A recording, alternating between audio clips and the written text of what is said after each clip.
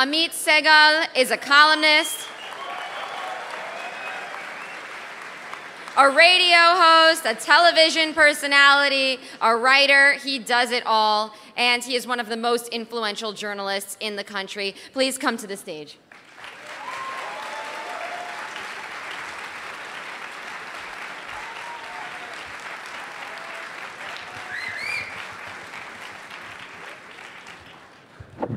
Well, I had a strange feeling because for the first time in my life, while hearing Ben speaking, I felt both old and slow. So thank you for that, Mr. Shapiro. How are you? How is Israel? Thank God, it's amazing. It's terrific to be here.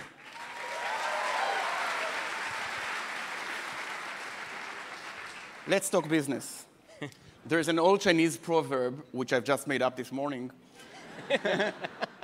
saying that two things are hardest to translate, poetry and politics. And you try to make a comparison between Israel and the States, but there is a problem. And the problem is that we are very different. And I thought on my way here that if US presidents were to be keyboard buttons, so Biden, Trump, and Obama would be Control Z. They erased everything their predecessors had done before. But in Israel, it's the other way around. I mean, Bennett and Lapid are Control C, copy-paste. I mean, allegedly speaking, it is the government of change. And there is a heated debate about Bibi, like there is a heated debate about Trump. But at the end of the day, when it comes to Iran, Gaza, settlements, economy, it's more of the same. So first of all, how do you explain this? I mean, it's like you in the States have two trains full of explosives come to each other, and we are the Hyperloop. I mean, we are without oxygen.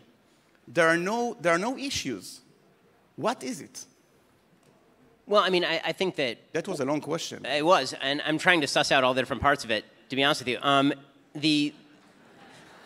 I think that when it comes to America, the idea that each party sort of rolls back what the other has done is a result of the fact that everything is now done through the executive branch in the United States. No major legislation gets passed. That means that a president signs executive orders, the next president comes in, and he reverses all those executive orders, and this process just continues apace.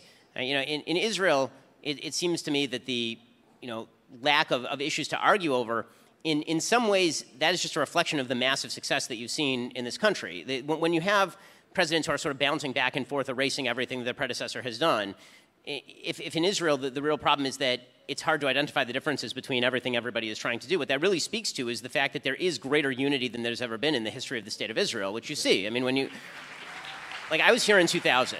Right, the first time I visited Israel, I was 16 years old. We came in 2000. It was right after Arik Sharon had gone up onto the Temple Mount, onto Har Bayit.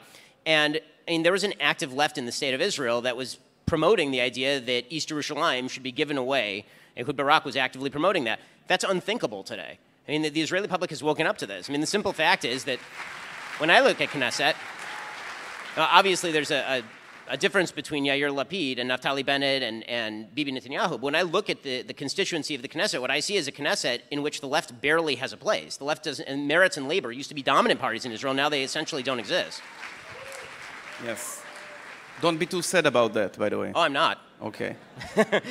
I'm quite pleased. Exactly. But there is another thing about it. I mean, we already had our January 6th, and it was on January 6th, 1952, when hundreds of protesters from the right wing actually stormed the Knesset with stones, led by Menachem Begin, the soon-to-be prime minister.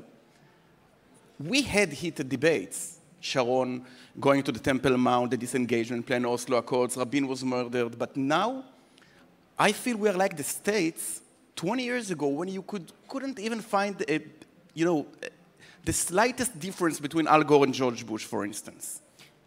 I think that's true, although I would actually argue that the big differences in the United States, you're right, that they started to emerge after Bush and Gore, but the real beginning of major problems for the United States actually began to arise at the end of the Cold War, because the Cold War provided a unifying impetus inside the United States. At the end of the Cold War, that with the fall of the Soviet Union, the United States was the unchallenged global hegemon.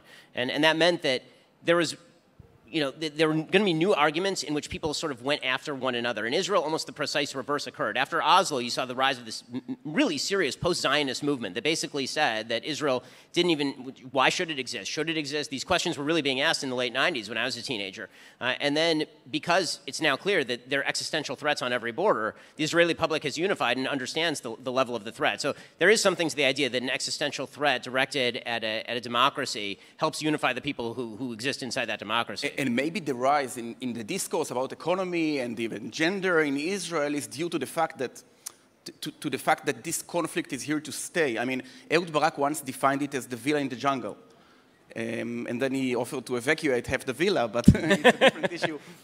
And for many years, Israelis wanted to actually, they stared from the window of the villa through the jungle. They spoke about the animals, the snakes, the elephants, etc. And all of a sudden, during the Arab Spring that turned to an Islamic winter, they found out that no matter what they want, even if they evacuate half the villa, they will never get peace from the jungle. And then they started to speak about the villa, about the electricity prices, the window, etc. So I want to ask you, how can Israelis seriously discuss economy when the discourse is focused on the Palestinian question? I mean, how can you expect Likud not to join forces with the unions when it should try and get support to annex the territories, for instance? Yeah, I mean, again, Israel is sort of an odd political constellation of forces. In the United States, the traditional sort of characterization of U.S. politics has been that the right is social conservatives, economic liberals, and foreign policy hawks, and the left is the reverse of all those positions. In Israel, you have this sort of bizarre situation where you have folks who are economically, very much to the left, but socially very much to the right. Right? You have heavy welfare dependence in Haredi communities and also in Arab communities, and this crosses, all sorts of boundaries, and that creates a lot of cross currents that are very difficult to navigate. My recommendation for a long time when it comes to Israel is that Israelis need to start seeing economics as a national security issue, that they actually need to link the two. So I think that what you're talking about is a sort of de-linkage in which, okay, well, we have to make concessions here, we have to make concessions there in order to solidify security in Yehuda v'Shomron. And the reality is that if you want to solidify security in Yehuda v'Shomron, you actually need a stronger economy. If you want a more aggressive foreign policy, if you want a policy that is stronger in the face of predators, you need a stronger economy that is rooted in the vitality of the Israeli people. And this is, to me, the single biggest takeaway that, as an American, I have for Israelis. Israel has for a very long time counted like Blanche Dubois in Streetcar Named Desire on the kindness of strangers. We'll go around and we'll sort of beg everybody to be nice to us, and the nicer we are, maybe the nicer they'll be to us. The reality is that as Israel is now seeing with regard to the Sunnis, everything in foreign policy is a power game. And Israel has a couple of resources at its disposal. Obviously, its military is one, but that's a last resort. The first resource at its disposal is this unbelievable IQ. Right? Israel has unbelievable skill sets. Israel has an incredible group of people who are highly educated and willing to work and incredibly innovative. And not unleashing that in order to solidify Israel's place on the world stage is such an unbelievable mistake. No matter whether you are Arab or whether you are Haredi, no matter what you are, if you wish to see a stronger Israel, the first thing you have to do is recognize that in a competitive world, you must strengthen your own economy. It's the lesson Biden is not learning right now in foreign conflict. It's something that Israel should pick up on. By the way,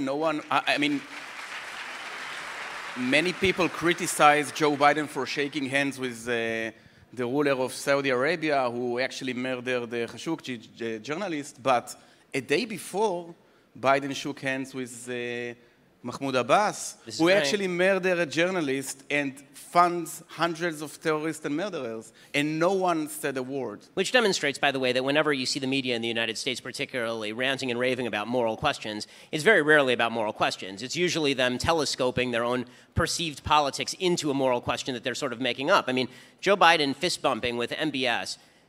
Is MBS a wonderful person who you'd want to babysit your children? Probably not. Is MBS a leader who's actually attempting to modernize his own country and make peace with the Jews for the first time in the history of the state of Israel? Yes, he is. And the same people in the media who are criticizing Biden for fist-bumping MBS. Listen, there are a lot of reasons to criticize Biden. for fist-bumping MBS, I mean, it's politically tone-deaf, that we wouldn't, the United States wouldn't be reliant on Saudi oil if you would allow people to drill, all the rest of that. But the same people who are criticizing this are also in favor of Joe Biden making concessions to the Iranian terror state, which has subsidized the murder of some 2,000 American soldiers in Iraq. So there is no moral ground for them to stand on here. Exactly. And one thing for sure, Yuval Dayan, the singer, would have never shaken MBS hands. Anyway, this is the singer that didn't shake Biden's hands. Anyway, he spoke about the economy and actually the idea of free markets. But then 5 minutes later, he spoke about the need for the United States to actually hug religion. And in Israel, many people wonder how you could support free market as a right-winger and then tax Israelis for actually having budgets for Jewish religion. Okay. How do you settle those two contradicting ideas? So, I mean, obviously, public education at a baseline ought to have elements of Judaism in a Jewish state. If you're talking about the conflict in terms of subsidization of yeshivas, for example. Synagogues, yeshivas. Yeah, I mean, I largely disagree with that policy of the Israeli government. You know, as a religious Jew, I think that it's a mistake for the religious community to be reliant on any state for its survival, including for subsidization. And I sympathize greatly with segments of the Israeli population who are sending their kids off to join IDF and then spending their taxpayer dollars to subsidize people who won't fight in the IDF. That doesn't make any sense to me. Okay. Let's talk judiciary. There is a phenomenon in the States where the left found out recently that judicial activism is bad. All of a sudden, welcome to the club. Now, I want to ask you, I mean, are we against judicial activism because it is bad or because it is used against us? Well, I mean, I'm against... Because in 10 years from now, I mean, the right wing will have a majority in Israel's Supreme Court. So I'm against judicial activism because that's not the role of a judiciary. So I fundamentally disagree that, for example, the overturning of Roe versus Wade is an act of judicial activism. It's not. If the definition of judicial activism is just overturning precedent, then it has no meaning, because very often courts overturn precedent. The real question is whether there's even an attempt to read the law that's being construed. Exactly. If it is just a court that's deciding that its own politics trump whatever the law says, then you've got a real problem. And this is a major problem in Israel, obviously, because at least in the United States, we have a written constitution they can refer to when they're deciding what fundamental principles look like. In Israel, it seems the Supreme Court just makes up whatever the fundamental principles are and calls it basic law. But, well, I don't think anyone here has to be convinced that our system of judges selection is good. But I'm not sure the American way of doing the same thing is not even worse than that. I mean, when we take a look at the US Supreme Court, all we see is yet another branch of the parliament. I mean, the Republicans vote for conservative decisions and the Democrats vote against. Can't we find something which is better than that? No. And the reason okay, that you, I mean, you. And the reason that you can't is because whenever people purport to appoint allegedly objective and independent people, those people are never actually objective and independent. If you appoint an AG by third parties, it's very rare that that person is actually going to be objective and independent in any way. And if you appoint a Supreme Court by people who are politically motivated, but they are outside of government, that doesn't make them any less political. It's just a ruse. It's a sort of mythology that you've created around the Supreme Court that's apolitical when you have the justices, along with the Bar Association, picking. I'd rather at least have the transparency of knowing that when I vote for political parties, that through the system, at least there's some level of responsivity over time. Okay.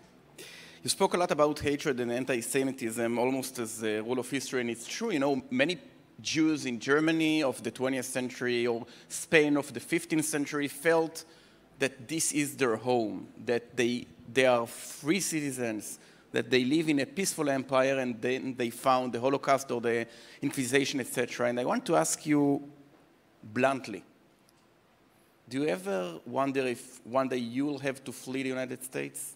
I mean, I think that every Jew throughout world history who has a brain and knows history has always wondered if a country that is not a Jewish state is going to eternally provide them security guarantees and full citizenship, of course. I mean, I think to think that that's why the existence of the State of Israel is the single greatest guarantor of my loyalty to the United States, frankly.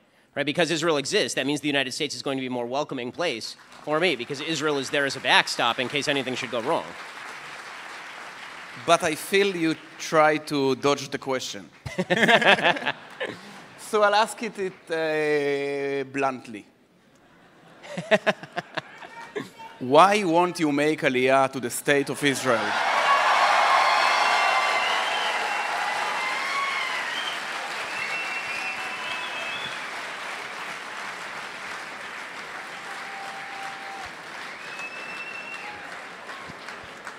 Because you can take the night to think about it, by the way. Because the fundamental principles of the United States are good, eternally good, and worth upholding. And my fight to do that as a Jew is deeply important, not just to people who are not Jewish, but particularly to Jews. So in other words, my Jewish mission does not conflict with my presence in the United States or my citizenship in the United States or my loyalty to the United States. Shouldn't Jews live in the state of Israel? Shouldn't all Jews live in the state of Israel? All the Jews. Jews should live where they can do the most, where they can be a light to the nations. And for me, as a person with millions and millions of followers in the United States, promoting what I think are values that are eternally good, living in the United States is a point of I think, morality for me. Okay. Let's talk about a fresh topic, Donald J. Trump. In 2016, you were almost a non-Trumper or a never-Trumper, right? Mm-hmm. You didn't vote for Donald J. Trump. Right. You didn't vote for Hillary Clinton. No. But, no. To this lady from the Green Movement, isn't it? Anyway, in 2020, you voted for Trump. Why didn't you vote for him in the first place, and what changed your mind? Okay, so I gave several reasons for not voting for Trump in 2016. One was Donald Trump's deep and abiding character flaws, which have not been alleviated at all. The second is that Donald Trump was extraordinarily unclear about what he actually was going to do politically. So he was on all sides of every issue with equal passion. Right? So he would say on the one hand that, I think that we should be definitely defending our friends in Israel, and then he'd be like, America should never spend money on foreign, with the exact same amount of passion, right? This was his shtick. And so my math was essentially, I object to everything that is happening in 2016. That was my math. My math was, and I didn't live in a swing state to be granted. I was living in California, so my vote really didn't matter anyway. But with that said, the basic calculus was that if I didn't vote in that election, then as a public figure, I had made clear my disdain for all available candidates. Trump came in, and he governed way more effectively and way more conservatively than I thought he was going to. But just a second. Let's stop before 2020. Sure. How was it? You have an empire. You have built an amazing empire. Weren't you worried, even publicly, that by not supporting Trump, you lose your audience and revenues? Of course. I mean, but that's why the kind of silly notion that people were taking a position not to vote, that was done for the money. Absolutely untrue. I mean, I took the position in 2016 because I fundamentally objected to the candidates that had been presented to the American public in 2016. And you paid a price for that. 100%, yeah. I mean, I lost a job for that in 2016 with Breitbart. That math changed. I mean, when the evidence changes, if you don't change your mind, then you're not doing your job.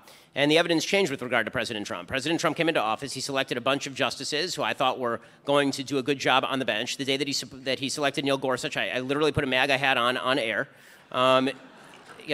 President Trump obviously moving the embassy to Jerusalem was a massive, massive move. His sponsorship and negotiation of the Abraham Accords was an incredible history-changing move. He did a lot of things that I really liked. So when it came to 20, and that combined with the fact that the left completely and utterly lost their mind in the United States between 2016 and 2020 made my decision a lot easier come 2020. And then came 2021, January 6th. And when you see these horrifying pictures of people storming the Capitol Hill, sorry. It wasn't the best, guys. Don't you think Democrats might have been right about some of their criticism towards Donald J. Trump? I mean, so that's your answer, but what's Ben's answer? Again, I said that I thought that he had deep and abiding character flaws in 2016. My opinion of his deep and abiding character flaws were not changed by his diarrheic addiction to Twitter. So no, I mean, I don't, like, almost nothing about my opinion about Donald Trump changed at any point as sort of a human being. My opinions only changed as far as what policy I thought he was going to implement, and then how durable I thought the constitutional boundaries were. And I thought that I will say, I think it is a major misstatement of fact to declare, as most of the world media has done, that the United States was on the verge of having its democracy overthrown on January 6th. I think it's absurd. You had 200, 300 morons who went into the Capitol building attempting to do harm to people. They were cleared out within 2 hours. The vote took place under the auspices of Donald Trump's vice president, Mike Pence, and the auspices of Senate Majority Leader Mitch McConnell of Donald Trump's party. People like Brad Raffensperger in Georgia, Republican Secretary of State, election officials in Arizona and Pennsylvania, Republican Secretaries of State, were rejecting him at every turn. The courts rejected all of his legal complaints. Does that mean that Trump acted well between November 4th and January 6th? I thought he acted horribly between November 4th and January 6th. I think that he was saying things that were not true. But the notion that Donald Trump was presenting a unique threat to the entire democracy, the most durable democracy in modern world history, is absurd. We were at no point in danger of the democracy being overthrown by a dumbass wearing bullhorns in the Capitol building, put his feet up on Nancy Pelosi's desk. It's ridiculous. So it's yet another protest in the United States of America. That's what you're saying to me, the January 6th. I mean, we had an entire summer in which major cities burned in 2020, and nobody in the media seemed to care. So the answer, by the way, that's not an answer for both, it's an answer for neither, meaning both of those things are super bad, right? And people who facilitate those things are doing something wrong. It's bad when Kamala Harris tries to bail out rioters in the middle of the Black Lives Matter riots of 2020, and it's bad when Donald Trump declares that the rioters of January 6th are fundamentally doing something patriotic. That's not true. Okay. What do you think about what former Israeli ambassador to the US, Ron Dermer, once said, that Israel should put its political fortune on the evangelist community rather than on the Reform Jewish community? I mean, just as a matter of blunt fact, that's true. I mean, it's an unfortunate reality of life in the United States that Reform Judaism as a branch does not see Jewish identity in a serious way as central. It's a very simple rubric for me. If as a Jew, right, if as a Jew, your values are more in line with same-sex marriage, transgenderism, and abortion than they are with, for example, the safety and security of the State of Israel, I have serious questions about how you think about yourself as a Jew. And so if I'm looking at who's more likely to back Israel, by polling data, Jews in the United States are the single most atheistic group of quote-unquote religious people anywhere. It's because Jews obviously Save North Korea, I think. What was that? Save North Korea. Yeah, I mean, what's weird about Jewish identity, obviously, is it has an ethnic side because halakhically Jews are ethnically Jewish, and then it has a religious side. So when people self-identify as Jews in the United States, that doesn't actually mean that they do anything that has anything to do with Judaism. It means that their last name ends in Bergerstein or something. And you know, there are a lot of people whose last names end with Bergerstein who fundamentally reject nearly all Jewish values and are secular leftists, and so they vote like secular leftists. Okay. We're approaching to the questions from the audience, but I have one last question. From me. You quoted Hamilton, I think, so I want to quote the play Hamilton. Do you one day want to be part, or you want to be in the room where it happens? To be a candidate for a vice president, president?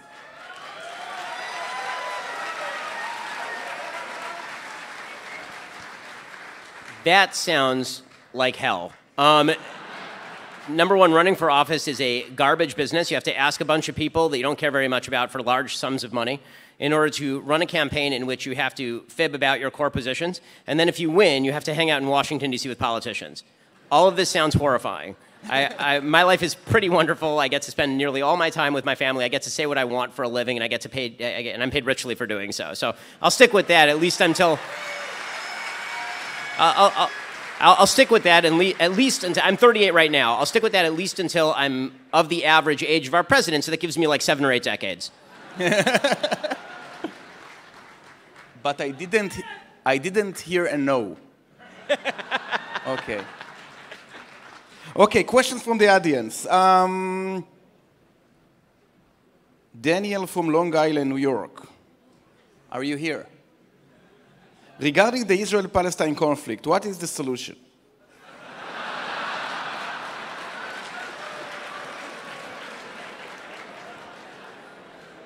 I mean, there is none, is the answer. And the Palestinian Authority is a terrorist group, Hamas is a terrorist group, Islamic Jihad is a terrorist group, and attempts to negotiate with terrorist groups are likely to end in failure. Ben Amsalem from the great city of Ashdod asks, how do you see the relationship between Israel and the US 10 years from now? So I think that there's a massive political realignment taking place in the United States that is putting the Republican Party in a much stronger position than it has been maybe at any point in my lifetime.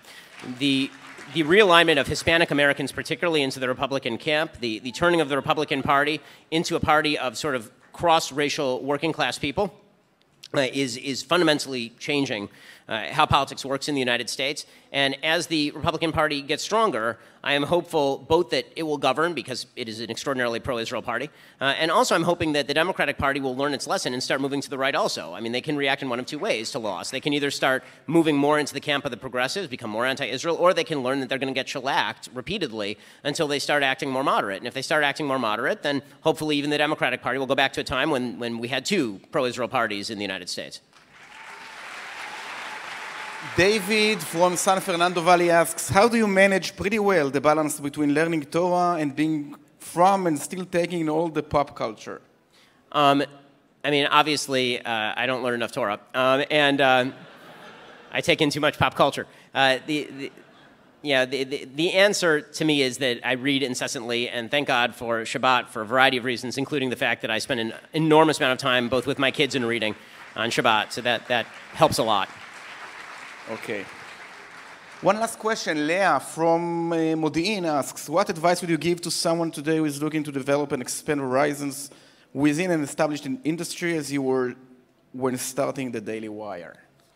So you have to find a market advantage. In the United States, there's a real hole on the right when we started the Daily Wire in terms of right-wing media outlets. Basically, there's a monopoly for Fox News. There were a couple of big sort of right-wing websites like Drudge Report, which used to be a lot more right-wing. And we spotted an opening. We also were sort of first movers in the podcast industry. So I'll tell you, when we first constructed our business plan for Daily Wire, our projections were that we were going to make most of our money off programmatic ads run on the website based on sheer traffic.